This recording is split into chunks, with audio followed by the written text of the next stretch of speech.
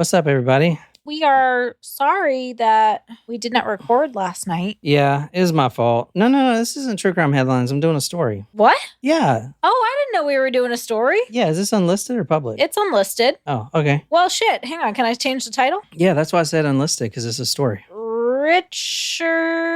No, don't even put that. It's a Halloween story. Oh. And we're going to get started here. So we're doing a horror story. And will you read some of the ones right quick on the Discord under the open for all? Oh, and let's start with that. Read what? Read what? People posted their own horror stories.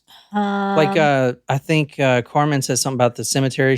Oh, I see Carmen's. So John asked for people's scary stories on the Discord, and I'll read you a couple of our Patreon members' responses. Carmen says, I was a junior in high school, and one of my friends whose dream was to be a funeral home director always told everyone he could see ghosts and had a connection with spirits. So we thought, fuck it, let's go to a haunted house and stop at a cemetery on the way home. But that was his dream? Yeah. I guess you can't say anything, but that's a kind of crazy dream, isn't it? Well, there were about 8 of us, stupid kids, walking around the cemetery, and he's going around literally trying to get spirits to talk to us to show themselves. After about 20 minutes of nothing happening, we thought he was being crazy and started walking to the car. The only flashlight we had was on a lanyard, and as I walked with the person holding it to me, and my cousin witnessed the string of the lanyard being pulled completely horizontal to the ground and fly about 10 feet to the right of us. That fucks me up still to this day. Damn, that's interesting. That's crazy. Yeah, I had asked her why was she on a cemetery on Halloween. Have you ever done that? Been to a cemetery like on Halloween? No. Or at night, just to be scared? No. Me neither. Would you sleep in a cemetery? No. What if someone pays you like $300? It would need to be more than that. But like, I would do it for compensation. It's just not something I would just like do for fun, you know? Yeah. Yep. Summer says a friend of mine got possessed by wearing old clothes he found in a trunk when he was a kid. He had to have an exorcism performed on him and the whole shebang. Holy shit. So I had asked everyone if they believed in cursed objects. Natasha's typing one, so hopefully I can share that one. Nice. Oh, hey, Carmen. Carmen just joined. He ended up being a funeral home director and embezzled hundreds of thousands of dollars. Well, there you have it. What a conclusion to that story. Holy shit. There's that much money that goes through there? I guess so. I mean, funerals ain't cheap. Hey, Courtney.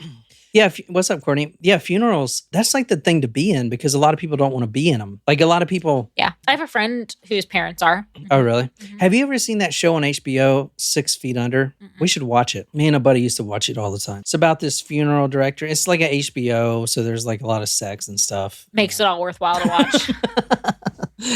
So I never do this. And I really don't want to do it today, but I feel like it's my responsibility to say this, but I never give trigger warnings. I don't want this to affect somebody. So I'm going to say this. And I wrote a note. It's a trigger warning for this story. Warning, guys, while researching this story tonight, the history and its meanings, I started to feel strange, disconnected, nauseous, especially while I was viewing the photos that you're going to see tonight. Now, I'm not a believer in the occult. You know that. I'm not a believer in the occult. And my feelings and my illness when I was researching this story may just be a fluke, albeit strange to me that accounts of hundreds of others have had similar reactions. You're not buying it. No, I am not. God damn it. All right, let me read Natasha's story she just posted before we get started. Go for it.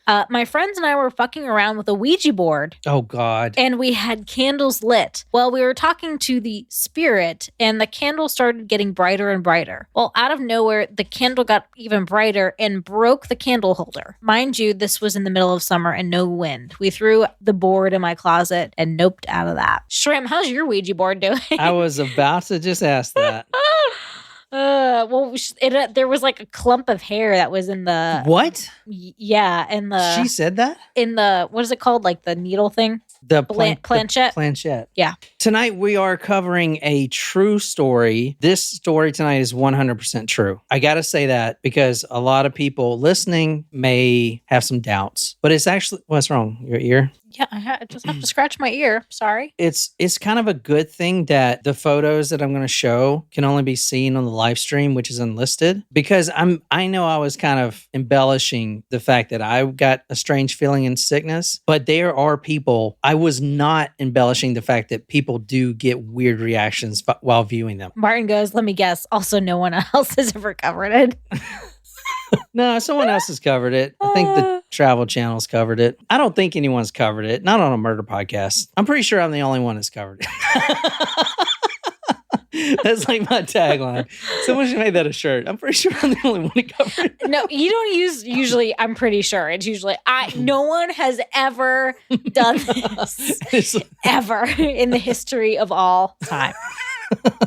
Let's get started. 2001, Burnside Bridge, Oregon. You said that's so weird. Okay, go ahead. I said it how it's pronounced. Oregon. Okay. We're going to Portland, Oregon, October 28th, 2001. And we're talking about a senior citizen. I wouldn't say elderly, 65, maybe 70. Her name is Ida Manis, and it's her birthday. October 28th is her birthday. And so she goes to her son's furniture store. His name is Kevin. He owns this place. It's an antiquities. They do some restorations, old furniture, stuff of this nature. And she's over there all the time, but special today because he says he got a birthday present, which he usually does, but it's usually not a piece of furniture. It's something, something whatever. It's nothing to do with his job usually. But he said he found a piece while he was antiquing and it really spoke to him and he thought his mother would like it. So Ida comes over and she's super excited to see this. Now, I need to tell you again, this is a true story, 100% true. Everything I'm going to tell you. So Ida gets there and she sees in front of her this wrapped box. She gets all excited. She's laying back in this chair looking at this wrapped box. Kevin starts unwrapping it for her to his mom. And then all of a sudden the phone rings in the back and it's kind of loud. So Kevin just like, hold on a second. Let me run and see who that is. Okay. So at this point, Ida is on the chair kind of looking at this antique wine cabinet. And this is the wine cabinet right here. And like I said, everybody, there are people that get weird feelings with this. I am not making that shit up. Okay. I am not just saying that shit. I promise you. All right. This is the wine cabinet. So it's kind of an old piece, but you see there's these two doors in front of it that kind of open up. And then to open inside, you don't see any handles on the two inner doors, do you? What you do is you actually pull the bottom drawer open, and that spring loads the inside doors to spring open. Okay. And then once it's open, it displays a shelf for your wine, maybe like a cigar. There's like a little humidor? No, it's not a humidor, but it's like a little shelf for like a cigar, like a little drawer, whatever, decanter, whatever you need for wine. It's a wine bar, basically. And it's old. He thinks it's from like the 20s or 30s. Okay. I was going to ask if you knew what period. Well, I'll tell you, we actually do know when it's made. And it's made around 1938, 1939. The reason I didn't tell you now that I wanted to wait will become evident. But at this point, this is where things get weird. The phone rings, so Kevin leaves his mom there to look at this box. She hasn't opened it yet, but she's sitting there looking at this box, the front of this box, and she gets a strange feeling. She feels kind of drawn to it, but she knows something's off about it. Okay. She knows something's not right about the box, but she can't put her finger on it. But at the same time, she's compelled to open it. About 10 minutes later, 7 to 10 minutes, however long that phone call lasted, Kevin comes back and he sees his mother on the chair, the same chair that he left her at. He didn't really think about it at the time, but she had opened the box. So she did get off the chair. And now she's on that chair and she's slumped over. She's slumped over. Her eyes are open wide. It appears that Ida just had a stroke while he was gone answering the phone. Oh boy. The right side of her face had completely drooped, indicating a possible stroke. Right. Her right eye and eyelid, like the skin around the eye, was also drooped. Her mouth was open in a contorted sort of way that's not even natural for a stroke victim. Just kind of like, I mean, it's almost like a Stephen, I know it's kind of fucked, but almost kind of like Stephen Hawking. You know how he's just like with his teeth sticking out? He is freaking out at this point. Kevin runs over there to his mom, checks her heartbeat. It's there, but it's faint, very faint. And it seems to him like it's getting slower. Her breathing is almost non-existent. She's breathing extremely slow. What's weird, and he may not have thought this was weird at the time, because he didn't attach any meaning to this. Because why would he? I mean, you kind of know we're talking about a cursed object. But why would someone attach any meaning to this? Your mom is older. She has a stroke. But he did notice that Ida's arm was raised up and she was pointing at that box. Now she is frozen. So she's like slumped over, unresponsive. And her finger, her hand is outstretched as far as she can go. Almost like she's about to rip her own arm off the bone. Jesus. As far as it can go. Her finger and her arm are stretched and pointing right in the center of that open box. Creepy. Super creepy. Now, this is a real story. This all really happened. Has anybody heard this? Probably not. I haven't. First one to cover it. Let me show you the box one more time. Okay. Is anyone getting a weird feeling? No. I'm kind of getting some weird stuff going on in my shorts, but I don't think that's related. I think there's also something going on in your head. It's a Dybbuk box, Brandon says. A what? Dybbuk, D-I-B-U-K box. I don't know what he's talking about. So, Shram says it's my dick in a box.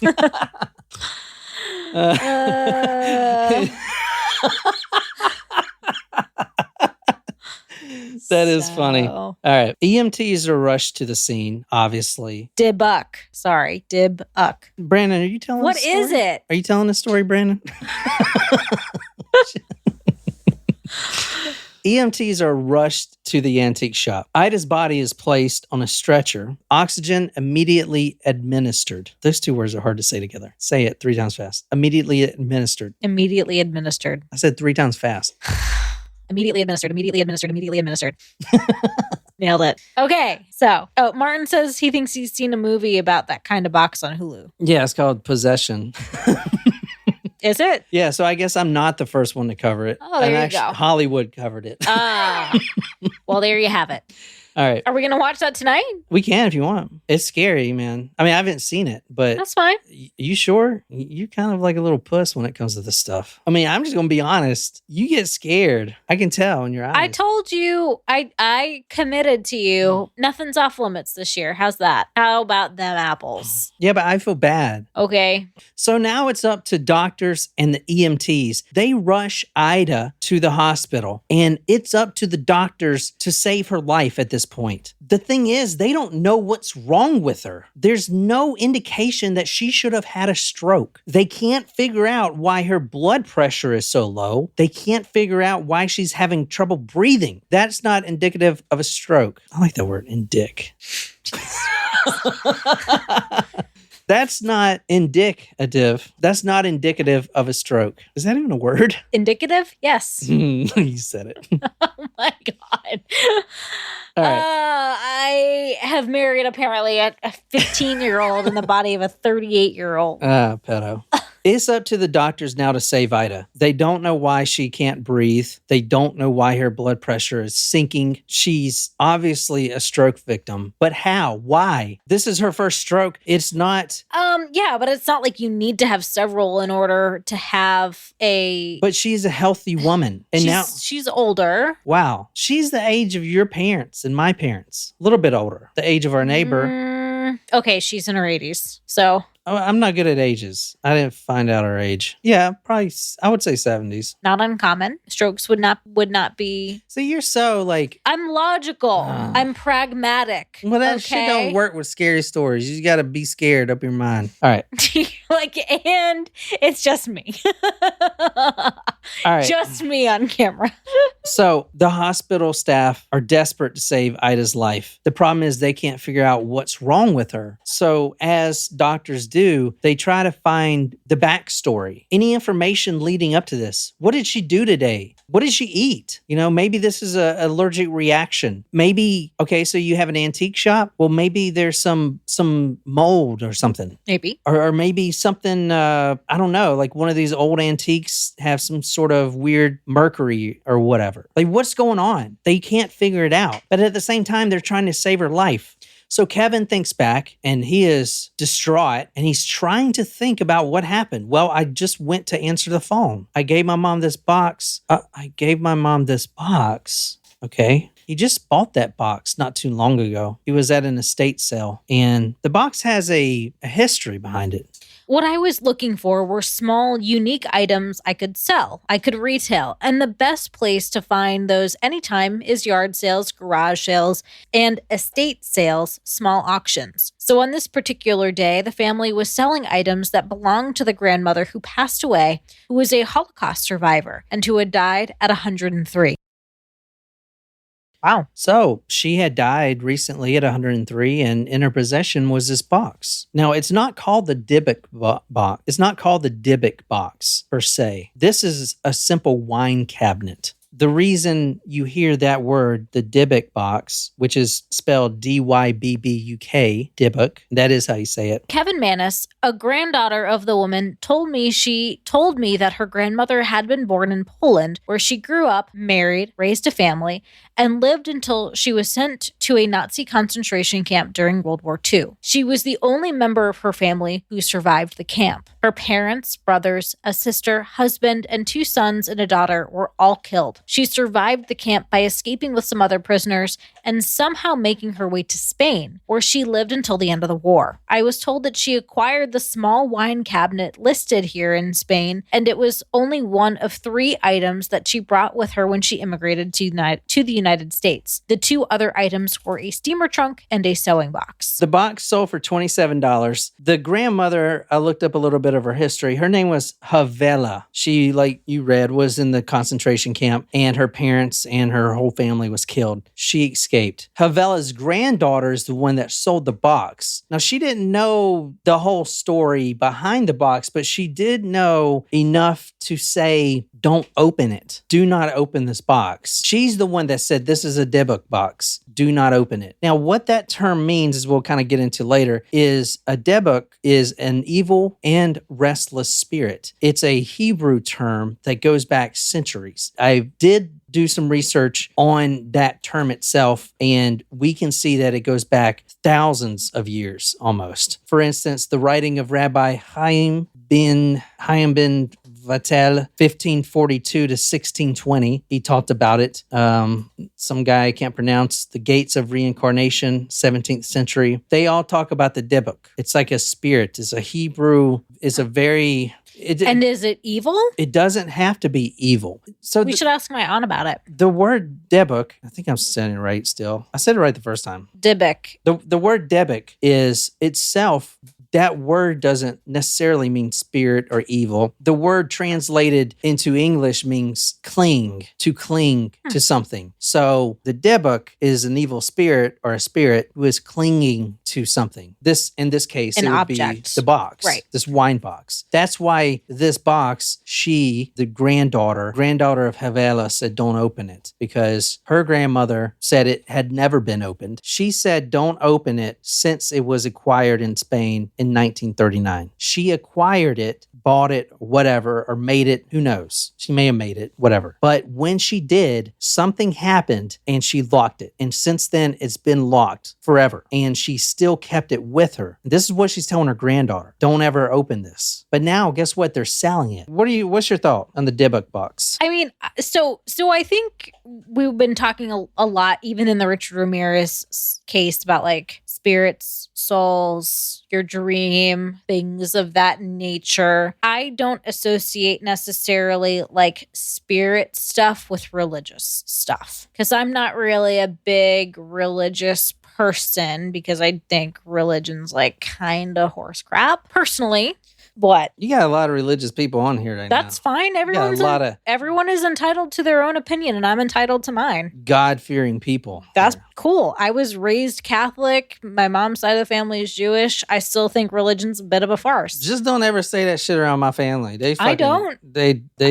I would disown never. you. But like, I'm entitled to my own opinion, and that's my opinion. So, but I don't. Well, like, who said spirits and religion go together? I think a lot of people do think that it has to do with. Well, let's say it's not religion. Let's say it's spirits. Just do you believe in the spirits? Maybe. Like, I have an easier time believing in like spirits and energy and that type of thing, to say like, I think there's something to that, because my grandmother was able, like, saw my deceased cousin and her grandson, and later she was able to like see her deceased husband after my cousin had passed. And I like don't think she was making it up. I know that she had a near-death experience when she was in childbirth. And I know that that's like, for those who are mediums or whatever, some of them are able to be in touch with that sort of thing. And I don't think that's totally crazy. I'm skeptical about it and think there's a lot of BS out there about it. But I don't think it's totally out of the realm of possibility. And I think there's a lot that I don't understand about what that could be. I don't think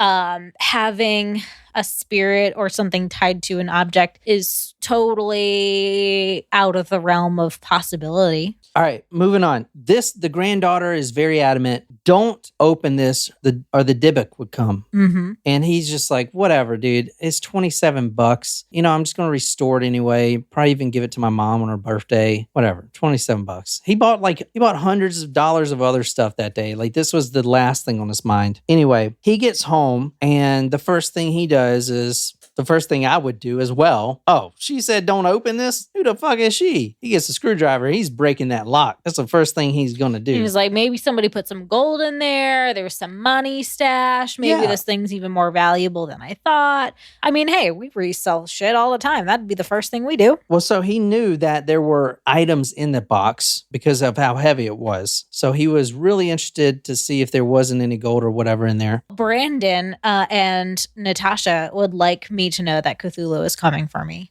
But Martin's perspective is that my perspective is understandable and respectable. But everyone brings their own perspective to the table. Yeah, that's true. I'm not going to tell somebody else that their beliefs are dumb. I just have a different belief. Religion's like a warm blanket, though. You don't want to. It's comforting. That's what I'm saying. You don't want to be the guy going around ripping off people's warm blankets. Totally. Like, the thought of not having an afterlife is really depressing. And what about the freaking skinwalker shit? That doesn't open your mind a little bit? Oh, yeah, I totally You're literally agree. seeing aliens and stuff, spirits, all kinds of shit. I don't know. All right, let's get on with this, man. Kevin gets home and he gets a screwdriver and he's going to open that lock. Can you read what he says? Yes, but I would first like to respond to Martin, who asked, would I buy a haunted pair of Jordans? And absolutely I would, because I would resell the shit out of them, as long as they were authentic. I'd like to know how they'd be haunted, though. It's like so cool. I guess if like a gang member was wearing it and he was in a shootout and he died, they would be worth so much money if they were like if it was like a celebrity. Like, imagine if it was like Tupac's Jordans that he was wearing. Yeah. Can you imagine? Actually, I would probably never sell them. Really? You would keep those stinky shoes in here? If it was someone that I like really idolized, maybe I would keep them. So you would keep that shit, but you wouldn't let me keep some of the stuff I want in here? Like, if I get this Dybbuk box? If I get this Dybbuk box and I didn't realize that was something on the table. It is for the right price. And that price is... Is it for sale? I'm confused. It was for sale. A paranormal investigator named Mark something. I don't know. He's got a museum in Vegas. He bought it. I don't know his name. I forgot his name. There's certain things I wouldn't necessarily want to keep in my place of living.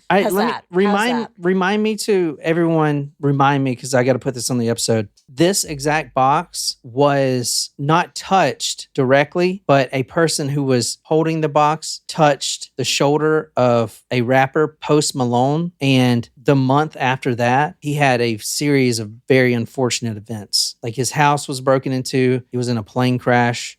Stuff like that. The history with this, just like, what's his name's car? Remember that guy, the celebrity, James Dean's car? Mm-hmm. Whoever was driving it or whoever bought it, they have some kind of thing going on. You know what I'm saying? It's like Nicole Kidman's, or not, what's that girl with the money who married that old guy? Anna Nicole Smith. Yeah. Whoever got that money next is like going to die. It's the same kind of shit. So I think there's like that sort of stuff is a more of a premonition, or like if you already are bringing into a suspicion that something is negative, and I think it'll fulfill the prophecy in which you fulfill the prophecy of someone breaking in your house and your plane crashing. No, we got to get on this. I just want you were like remind me. Yeah, so I don't forget because I didn't put it in here. So instead of cutting the lock off, which I normally would have done, I took a small screwdriver and sort of bent the clasp or metal part that came down and held it. All right, this is what was found in the box, and here's a photo of it. This is like I said, this photo makes people sick. Just go ahead and read what's in the box. What's in the box? A 1928 U.S. wheat penny, one 1925 U.S. wheat penny, one small lock of blonde hair bound with string. That's this right here. You see it? Okay, yep. One small lock of black-brown hair bound with string. That's this, I think. Yeah. These are the 2 wheat pennies. One small granite statue engraved and gilded with Hebrew letters. We're going to talk about that, but that's that. I have been told that the letters spell out the word shalom. One dried rosebud. One golden wine cup. That's the Holy Grail. One very strange black cast iron candlestick with holder with octopus legs. That's the thing that holds Will Smith. He was a genie, right? Yeah. Mm-hmm. All right. On the back of the wine cabinet was the Shema prayer, which I can show you what it is, but I can't tell you more than that. But this is the back of it. You see it's engraved in there. Mm-hmm. The Shema prayer, it's a Hebrew. Hear, O Israel, the Lord is our God. The Lord is one. I think that's the same prayer that they said on that Skinwalker Ranch. I don't know. All right, let's talk about this because Ida's still in the hospital. And what's this got to do with a box? Surely this box didn't give her a stroke. Over time, several weeks, Ida recovered. She's okay. And it took her many weeks to even speak again, especially about this. But she told her story. So let's go back and see what she went through. See what happened. Was that just all a fluke? Or did this Dybbuk box really almost kill Post Malone? He's that rapper guy. He's got the tattoos on his face. Mm-hmm. Did this Dybbuk box really almost kill her? This is what she recalls. Her son opened the box for her. The box was closed, but he unwrapped it for her, and the box is closed. She's looking at it, and she's laying back in the chair. She gets this strange feeling, that there's something off about this box. It's not sinister per se, but it's something about it. It's not right. Like something is not right. She can't put her finger on it, but she feels compelled to see what is in it. I looked at the box, and it was though the box was looking back at me. So she stands up, but it was almost like someone or something was assisting her. She's an older lady. She can't just jump up off the couch and say, "What's in the box?" Jump up, and do a somersault or whatever. Mm-hmm. She's got weak knees, stuff like that. But remarkably, it felt easy to get up. Felt like she was supposed to. Felt like her body was lighter. She gets up off the chair and she's drawn to this box for reasons she can't even understand. She walks over to the box and she extends her hand, and she doesn't want to touch it, but she wants to touch it. Eventually, her fingers touch the top of the box. That box is made out of acacia wood. Strong, durable wood. Some would say it's godlike wood, only found in very certain parts of the world. It's pretty rare. Mm-hmm. Acacia wood. It's well known in the Hebrew faith. And like I said, if God was to construct a house, he would use acacia wood. And I'm not just saying that. Exodus chapter 25, verse 10. Quote, "They shall make an ark out of acacia wood, 2.5 cubits long, 1.5 wide, and 1.5 cubits high." Brandon would like to correct you. Acacia. Actually, our floors are acacia, but it's LVP. It's not real acacia, but it's meant to look like acacia. Why didn't you correct me when I said it the first time? I wasn't sure how it was pronounced. Thanks, Brandon. Let me go back. Let's see. Shit, this is going to sound like stupid as fuck. Let me see. They look great, Brandon. The box was made out of acacia wood. Acacia. You said acacia. All right, you know what? Fuck it. I don't care what I said. Okay, I was just trying to help. You know what? Jesus Christ. Now, to open the doors of this box, you got to pull the bottom, and then the 2 doors pop open. I showed you the box. There it is right there again. So she gets this feeling, this weird feeling as she's putting her hand on this box. She runs her fingers along this bronze handle, and a very strange thing crossed her mind at that point. The bronze, it was it had to be modern, about the time of the box, the 30s or whatever. But for some reason, she felt it was older, more Romanesque, very old. It's bronze. Not only that, it was cold to the touch, very cold. All of a sudden, her two fingers pulled open the latch and the door sprung open. And you can read what she said. From Ida Manis, the door opened and it was like this cold breeze coming out. That cold breeze shot out. It hits her face, cold enough to dry out her eyes. It was weird. Yeah, it's Portland and it's cold outside, or it's getting cold. You know, it's almost November. But the box has been inside the whole time, under a lamp, you know, to showcase it for the mom. The whole box on the outside is warm. Why is inside in this void cold? And what is this breeze? Like, why is there a breeze that just hit me? There's not a fan in the box, so where's this breeze coming from? It hit her face, dries out her eyes. I couldn't describe it. Just pure evil. I couldn't run away. I couldn't run away from it. I knew then I was having a stroke. At that point, she says her mouth contorted, her eyes started to sag, and she desperately tried to close her eyes, but she knew that she had to protect Kevin, her son, and that's why with all her strength she raised her finger and pointed at that box. So what do you think about all this? Crazy? It is crazy, creepy. Wonder why the woman who had it would have kept it, you know? Like, what was her attachment to it? I wonder what the story really is there. I mean, I know it was one of the few items she had that she brought over to America. Okay, I'm going to briefly go over it because this is getting way too long just for this simple story. It's good, though. It's really interesting. And there are many versions, and obviously the woman who owned it, Elvela, she's dead. Right. And she sure as hell didn't want this box to get out. She didn't think it was going to leave the family. But apparently, when she acquired it, there's different stories. There is a book on this, but there's not any copies. And the only copy is like $400 fucking dollars. And I'm not buying that shit. And it's not on Kindle or anything. But there's this researcher and this museum curator that did all this research on it. And what he found was Havela, the woman who owned the box, who survived the concentration camp, had acquired it and then performed a seance with several friends around the box.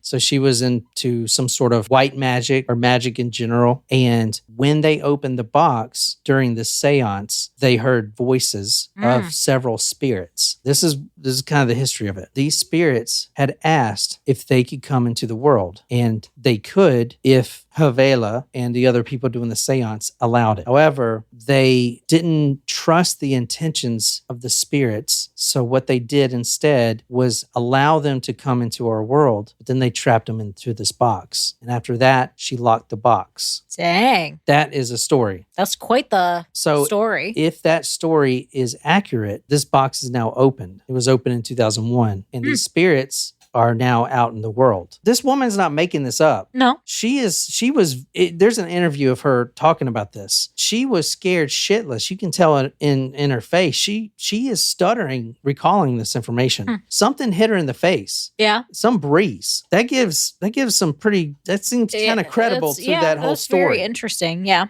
They locked the spirits into the... Now, I'm not saying they were bad or good. I guess the guy did all the research for the book, but I couldn't get the book. So yeah. I don't know what kind of spirits they are, but apparently they were locked in this box. And that's the story of the Dybbuk box. Dang, that's crazy. So what do you think? Oh, let me show you the Post Malone thing. I don't think YouTube will ban us, but if... So he touched the box. What's the story? I'm going to show you the video. So the guy who owns the box now, so the box goes through many sellers. And let me show you, this is very interesting because Kevin, what I didn't mention, Kevin actually tried to give the box away. He tried to give the box back to the original family. They refused to take it. He tried to give the box to anyone. No one would take it. His sister took the box for a while. She started seeing these strange entities. Instead of paraphrasing, let's see what he said, his exact words on this, okay? Because he tried to sell it on eBay, and it became one of those eBay things that was like haunted type of shit, right? Mm-hmm. 1 second. But it sold on eBay? Yeah, it did. And the guy who bought it on eBay started having all these problems. problems, similar problems, unfortunate events, not death or anything, but things would happen. Like, he lost all his money. He would get very sick. He would have these strange nightmares. So then he sold the box. And then the box ends up in this paranormal guy who's very famous. I forgot his name, but he owns a museum in Vegas called Not Haunted. It's a museum. That's where the box is now, the original box, the Dybbuk box. And he bought it for whatever sum. That was probably pretty high, I'd imagine. But at first it was selling for like, $27 to like $200. That was it. Let me show you the original eBay post because you can see what he wrote. Yeah, I'm curious, actually. Yeah. Martin says, if just to lock it up, why even agree? Like, to allowing the spirits to come into the world. Natasha says in her best Indiana Jones voice, it belongs in a museum. I love that. Oh my God. That is so funny, man. I know where you're going with that. No, Natasha. so people make these Dybbuk boxes and open them up like they're haunted. They're not. So a Dybbuk is not. It's a wine cabinet. It should be called the haunted wine cabinet. A Dybbuk can be any object, though. Exactly. That's what I'm saying. But this is the eBay post from the first time that Kevin tried to sell it. He was going to sell it, but you see, it did sell for $280, 51 bids. This was in 2000. Did he offer free shipping or? Just curious. When was this? 2000. Does it say a date on it? Oh yeah, 2004. Oh no, this is the second time it sold. Sorry. This is the second time it sold. Okay. And this was the original description on it. When I tried to give it back to the original owner, she yelled, "We don't want it." She began to cry, asked me to leave, and quickly walked away. I wrote the whole episode off to grief. Then things got worse after having it for 2 years. Then things got worse. So this happened October 31st, Halloween, which makes sense. The mother, it was her birthday on the 28th, but she shows up at the shop on Halloween Day, which is the day where demons can walk the earth. Mm-hmm. So it does make sense that they could get out that day, if you believe in that. Since the day I brought it home, I began having a strange recurring nightmare. Every time I have the horrible dream, it goes something like this. I find myself walking with a friend, usually someone I know well and trust. At some point in the dream, I find myself looking into the eyes of the person that I am with. It is then I realize there is something different, something evil looking back at me. At that point in my dream, the person I am with changes into what can only be described as the most gruesome demonic looking hag that I've ever seen. So they use the word old hag for like old demons. What's that the Granny Ripper was called? I can't remember. Remember what they were calling her? Baby Yaga. Baba Yaga. Baba Yaga, yeah. So that's the old hag. The family said it seems like all hell is breaking loose at the house. I started seeing what I can only describe as shadow things in my peripheral vision. I put the cabinet aside in a storage unit and was awakened when the smoke alarm in the unit went off in the middle of the night. I went to see what was burning. I opened the door and didn't see any smoke. However, I did get the smell of cat urine, which it does have. They say that ghost. You remember watching Skinwalker Ranch? They said that too. It's a strong scent of urine, animal urine, like wolf urine or something. When there's a presence around. They say that a lot. The guy that bought it from the first guy, Kevin, says, quote, a couple things. Around October 6th, I started feeling bad with trouble sleeping. The problem has persisted throughout the day. So he kept a log of it. Oh, wow. I live alone now, and as of late, I've noticed replacing a lot of burnout light bulbs and getting many unusual car repairs, transmission fluid. I've started seeing things, sort of like large vertical dark blurs in my peripheral vision. I smell something like juniper bushes or stingy ammonia in my garage often. Most disturbingly, last Tuesday, my hair began to fall out. Today, it's about half gone. Jesus. So that was on Tuesday, and then by Friday, it's half gone. I am in my early 20s, and I just got a clean blood test back from the doctors. Maybe it's stress-related. I don't know. Yeah, it could be. I mean, wow, that's crazy. Is it not? So this is the guy that bought it from Kevin. So Kevin lists all his stuff, like his family started going through all these problems. He sold it to this guy. Now he's having all these problems. And then even, I'm telling you, the Post Malone thing, he's that rapper. He actually was in the museum and he didn't want to touch it because he believes in spirits and stuff like that. He refused to touch it, but the guy who owns the museum had the box in his hand and he put his hand on this guy's shoulder and then later that month, he almost died like twice or something. I'm going to show you right now the video of him touching it.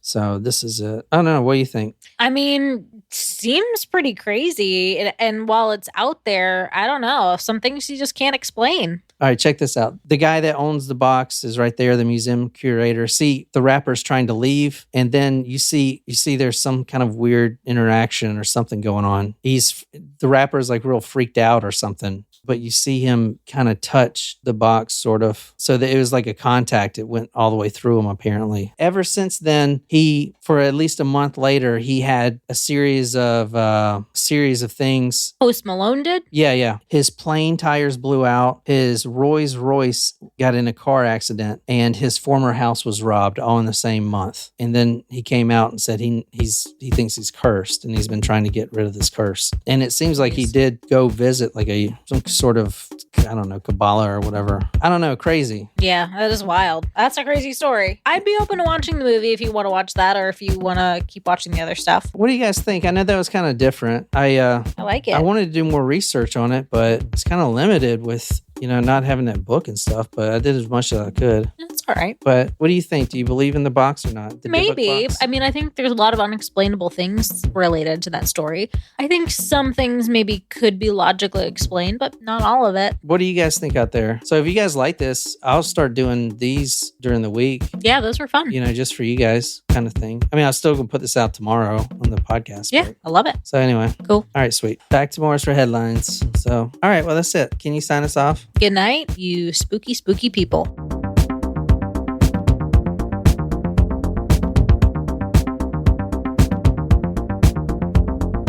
I kind of run this shit.